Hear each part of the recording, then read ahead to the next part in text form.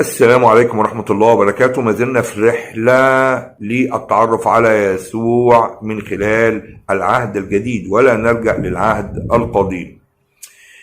تخيل إلهك يقف عاريا. هل متخيل هذا المنظر وأمام تلاميذه؟ يعني تخيل إله يقف عاريا يظهر كل جسمه وكل ما فيه وخلال أمام تلاميذه.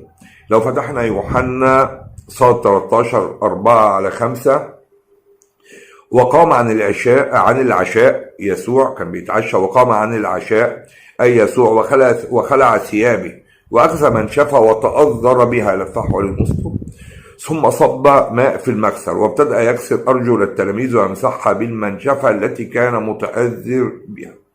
تخيل، وخلع ثيابه ده أمام تلاميذه، وبعدين خد المنشفة وتأذر بها، هذا أمام تلاميذه. ثم دعا كل الجمع وقال لهم: اسمعوا مني كلكم وافهموا انه ليس شيء من خارج الانسان اذا دخل فيه يقدر ان ينجسه، ولكن الاشياء التي تخرج منه هي التي تنجس او تنجس الانسان، هي التي تنجس الانسان. اذ كان لاحد اذنان للسمع فليسمع. ده في مرقس 14-16. تخيل هذا معي، اله عاري امام تلاميذه.